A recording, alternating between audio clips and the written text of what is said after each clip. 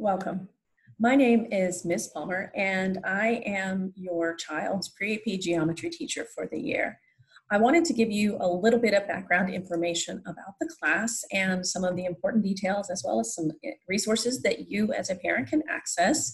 And then, but I promise I won't take too much of your time. Before I get into any of that, please know that you are welcome to email me at any time if you have concerns or questions. I encourage you to enable your student to handle as many of the little details as possible, and they can get in touch with me through Classroom or through email as well.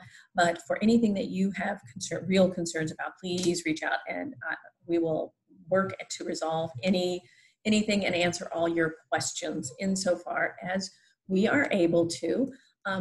Right now, I am going to share with you my ginormous screen. You don't see it as being ginormous, but what I want to do is just encapsulate some of the information that is being just given to everybody this evening. So most importantly, I just wanted to go ahead and again put up my email address so that if you have concerns or questions, just shoot me an email and I will try to respond within 24 hours. Super important is the fact that there are a lot of teachers that are available to help your student even when I am not around. You can see by looking at this that there is a geometry teacher available before school and after school every day. And we are available for ranger time every day.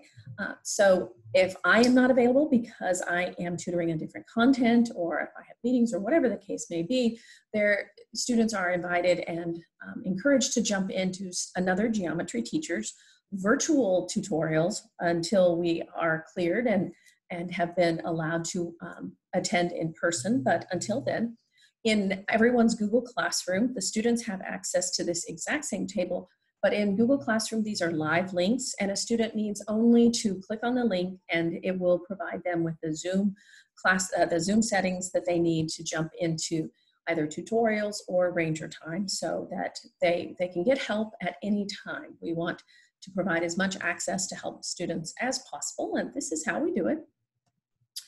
There are some other just important details about our classroom. We have a class website that the students have investigated last week that just gives them a lot of good basic information about our class, the Google codes, Zoom codes, this tutorial schedule, how to access the online resources, and parents have access to this website as well, so it's good for y'all to know about. As far as the gradebook goes, I try to update it as frequently as I can, but at the very least it will be updated weekly. Parents have access to what's called a home access center, and that is available. I don't have any sort of information about it because I don't see the same view that y'all do, but if you contact the counseling office or the front office, they can help you. Because we're in the world of online learning, and even when we get back in person, because of safety standards, we are not going to be allowed to distribute calculators to students, so it's important that they have access to online calculators. There are some directions here that students and parents can follow to install a TI-84 emulator on district computer or on personal computers.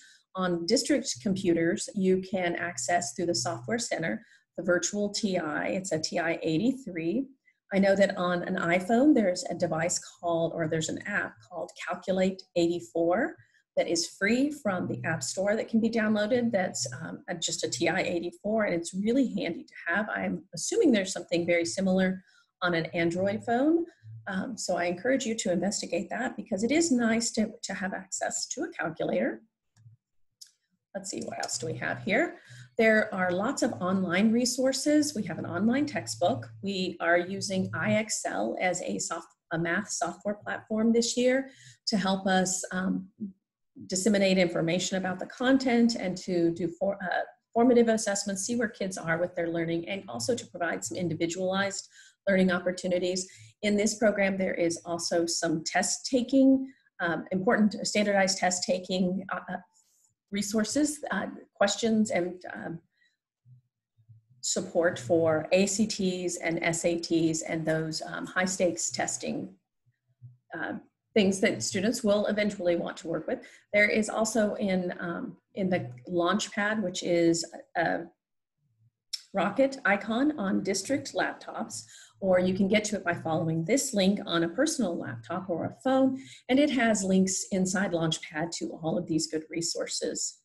As I said, we'll be using IXL quite a bit this year for our daily practice, rather than using paper and pencil and having students upload pictures that proved to be very cumbersome in the spring. So we are going to, insofar as possible, try to use IXL. We will still have checks for understanding where students are asked sort of quiz-like questions. And this is their opportunity to show that they have learned the content from the lesson. And if not, it gives me an opportunity to reach out and help them find some resources, and myself primarily, to help them understand that. And then there will occasionally be more traditional homework, but we are trying to stay away from that. I will give them some sort of work practice that they are expected to do every class period, and unless otherwise stated, it will be due at the start of the next class.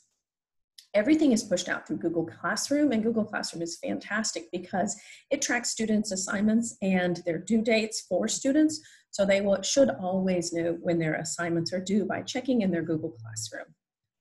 We will have 2 summative assessments each grading period, and I'll be honest to tell you that I'm not sure what those are going to look like. We are still working on that. I will say that we will be able to retake any of our assessments or our individual practice learning opportunities. Everything will be able to be redone for up to a 70 so that we can assure that students have mastered the content. This is very different from years past. We are using a 60-40 grading policy this year. 60% of a student's grade will come from the IXL practice, from our checks from understanding or miscellaneous homework that we assign, and 40% will come from those summative assessments. So that's a little different than previous years with pre-AP geometry, but it's appropriate given our circumstances at this time. And then lastly, just a little bit about me. This is my 10th year to teach pre-AP geometry at Vista, and my children have gone through, all 3 of my kids have gone through the pre-AP geometry program. So I have great confidence in it. I'm delighted that you have trusted me with your student.